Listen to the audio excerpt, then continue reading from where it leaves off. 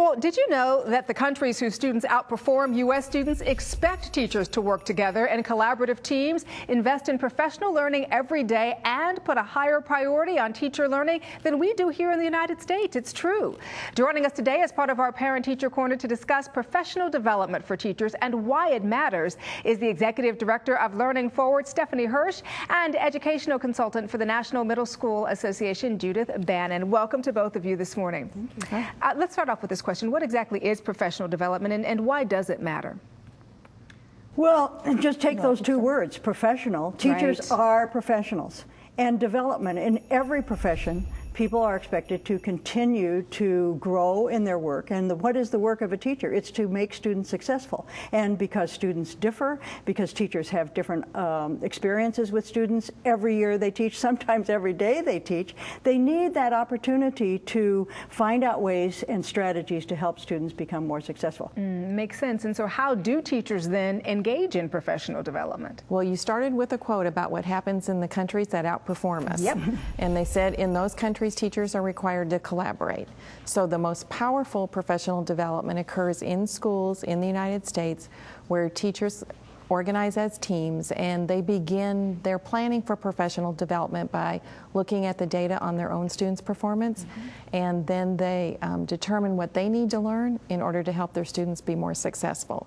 And that learning turns into better lessons, better assessments, and better instruction across the whole school. And so then who provides the funding then for professional development? Most funding for professional development comes from the district itself, and sometimes even the local school has to provide that opportunity. And you can imagine when an economy becomes weak, the professional development budget, in other words, the budget to help these teachers grow, is one of the very first pieces of the budget to be eliminated. How does professional development in grades K through 12 differ from other businesses? Because it sounds like whether you work in as an attorney or a doctor, you need to never stop learning, right? Isn't that kind of the basis of what professional development is in schools? Well, one of the ways, and I'm sure Judith has another, one of the things is just it's an expected part of the work in business, okay?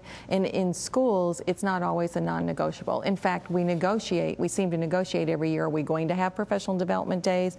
Are we going to have professional development time? Are we going to have the resources we need to have in order to support teacher learning? And so, unfortunately, that's one of the ways that it differs. It should be non-negotiable in schools, just like it's non-negotiable in business. No, exactly. It just doesn't get the respect. It doesn't get the respect. Well, you know, it's interesting when you talk about respect, because you will have some parents who will say, and some in the community who will say, okay, so I'm buying the whole professional development thing. What I'm not buying is that it's happening during school hours and that my kids have to get out of school early. Why can't it happen after school? Why can't it happen on weekends? Why can't it happen over the summer break? And you would say what to that?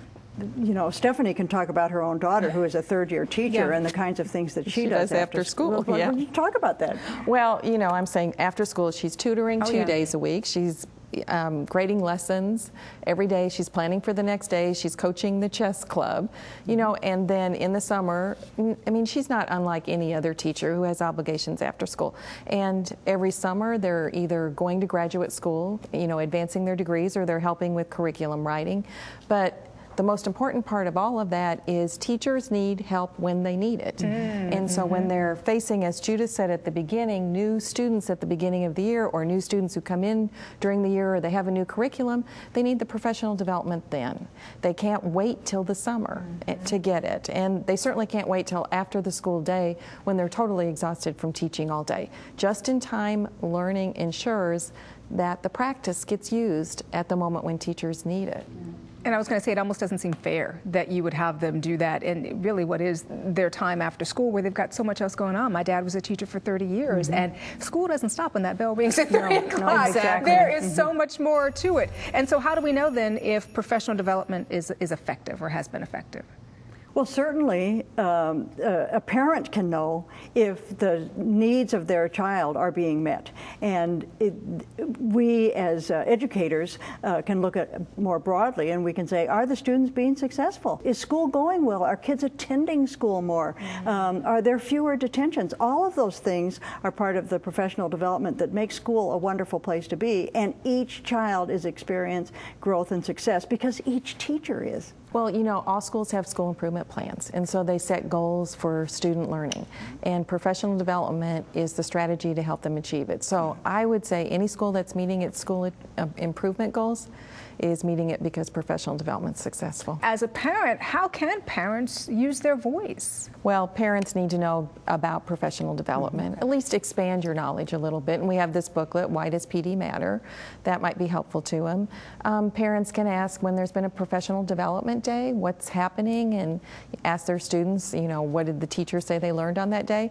And then the really savvy parent can step up and say, I want to be on the school improvement team and be the advocate for professional development. Well, you've certainly opened my eyes to what professional development is, why it matters, and I appreciate you being here with us this morning, sharing these wonderful views. My pleasure. Thank you. You are very welcome. And for more information on professional development for teachers, visit Learning Forward at learningforward.org and the National Middle School Association at nmsa.org. And make sure you keep watching us right here, our Parent Teacher Series, for more useful information.